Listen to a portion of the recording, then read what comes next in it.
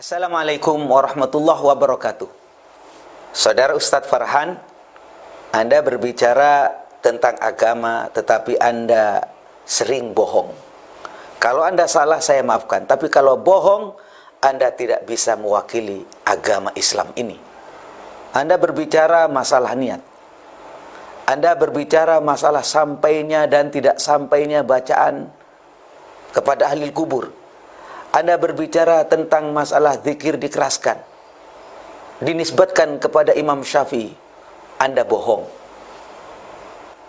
Maka ingat, katanya ulama, wa idza takallama al-mar'u fi ghairi fannihi ata bihadhil ajaib. Kalau ada seseorang berbicara bukan bidangnya, Anda enggak mengerti soal Syafi'i dan Syafi'iyah, maka yang terjadi adalah ungkapan Anda itu aneh, bahkan penuh dengan kebohongan. Mengapa saya katakan Anda bohong? Kalau Anda salah, saya maafkan. Tapi kalau Anda bohong, tidak bisa. Ini soal ilmu. Saudara perhatikan, Indonesia rata-rata apa? Syafi'iyah, bukan Syafi'i. Ini, perhatikan. Ya, Syafi'iyah. Melafadzkan niat ketika sholat. Itu pendapat sebagian ulama Syafi'iyah, enggak semua, bukan pendapat Imam Syafi'i. Imam Nawawi saja menyalahkan pendapat ulama Syafi'iyah yang melafadzkan niat ketika salat. Ya, rata-rata adalah Syafi'iyah. Menurut Ustadz Farhan, melafadzkan niat, misalnya nawaitu, usolli dan lain-lain, adalah bukan pendapat Imam Syafi'i, melainkan pendapat sebagian ulama Syafi'iyah. Betulkah? Anda bohong. Mari kita perhatikan secara seksama. Di dalam kitab Ibnul Muqri Al-Mu'jam halaman 317 disebutkan, akhbarana Ibnu Huzaimah haddatsana Ar-Rabi' qala kana Asy-Syafi'i idza arada ay yadkhula fi shalat. Imam Syafi'i itu kalau mau melaksanakan salat, qala bismillahi muwajjihan li baitillahi muaddiyan li fardillahi azza wa jalla, Allahu akbar. Artinya apa? Imam Syafi'i melafadzkan niat. Jadi saudara Farhan ini bohong. Bahkan mengatakan katanya Imam Nawawi tidak menganjurkan. Bohong lagi Anda itu. Mari kita cek Imam Nawawi, pentarjih utama mazhab Syafi'i. Beliau menyampaikan, wan niyatu, adapun niat, bil qalbi, itu ada di dalam hati. Wa yundabu, dan dianjurkan, disunatkan, an-nutqu, mengucapkan, kubailat takbir, sebelum takbir. Anda baca di dalam kitab Minhaj At-Talibin juz 1 halaman 26. Bahkan banyak menyelisih pendapat Imam Syafi'i. Contohnya mengirim pahala Al-Quran. Imam Syafi'i berpendapat tidak sampai ke mayat. Ya. Yang kedua, kebohongan Ustadz Farhan ini. Katanya mengirimkan pahala Al-Quran tidak sampai. Menurut Imam Syafi'i. Lagi-lagi Anda ini hanya membaca literatur sekunder. Saya katakan Anda itu cetek.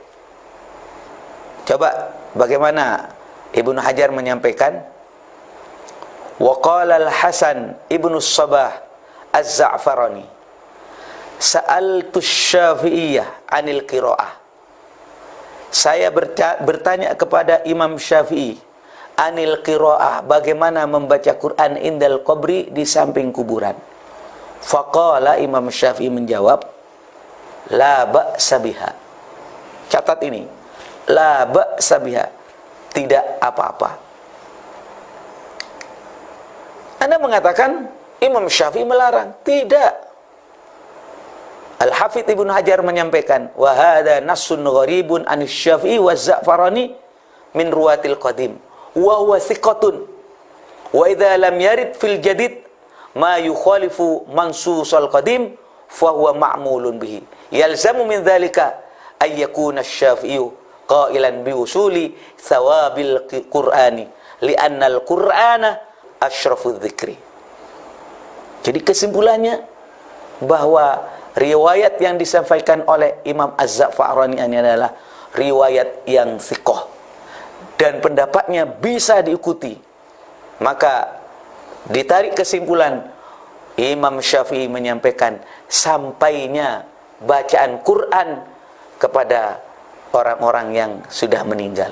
Karena apa? Li'annal Quran asyrafudz dzikri, karena Quran itu zikir yang paling utama. Anda Ustaz Farhan bohong lagi. Katanya Imam Syafi'i tidak menyampaikan demikian, bahkan melarang. Jadi dalam masalah mengirim pahala Al-Quran tidak sampai, menurut Imam Syafi'i, Ustaz Farhan ini bohong lagi. Contohnya apa?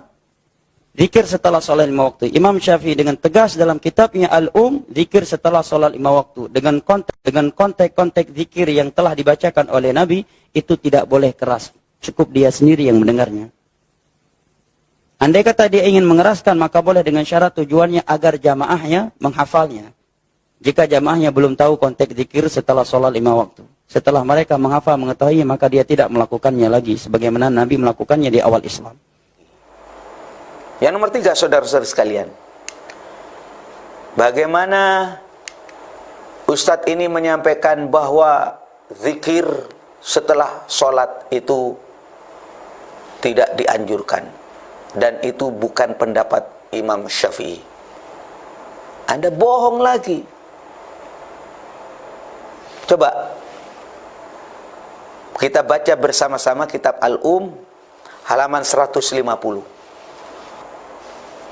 Ternyata di sana disebutkan wa hadza minal mubah lil imam wa ghairil ma'mum qala Syafi'i.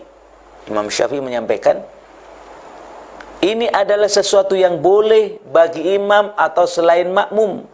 Beliau menyampaikan wa qala wa ayyu imamin dzakarallah. Kalau ada imam berzikir kepada Allah dengan apa yang sudah saya jelaskan, jahran au sirran, dikeraskan maupun dilirihkan, au bigorihi fahsanun, maka baik. Imam Syafi'i tidak melarang. Beliau mengatakan fahasanun. Sedangkan Ustadz Farhan ini ngomong dilarang katanya. Imam Syafi'i melarang. Nggak ada kalimat melarang. Beliau menyampaikan fahasanun. Mau dikeraskan, mau dilirikan, sama-sama baik. Apalagi saudara-saudara sekalian, kalau kita ingin membaca lebih jelas lagi, zikir setelah sholat itu, misalnya di dalam kitab Syarh Al-Mishkatul Al-Masabih, juz 3 halaman 315, disebutkan, hadza dalilun lima qalahu ba'du salaf, innahu yustahabbu raf'us sauti bit takbir wa dzikri aqibal maktubah. Ini adalah dalil yang disampaikan oleh para ulama salaf. Sesungguhnya disunnatkan mengeraskan suara dengan bacaan takbir, dengan bacaan zikir setelah melaksanakan sholat. Maka saudara-saudara sekalian, sekali lagi, kalau sudah bohong 3 kali dan itu serius, Anda mengutip dan mewakili Imam Syafi'i katanya, kebohongan Anda itu berbahaya atas nama agama ini. Saya tidak akan menanggapi yang lain, karena Anda telah berbohong dengan nyata. Tolong belajar lagi dengan seksama. Assalamualaikum warahmatullahi wabarakatuh.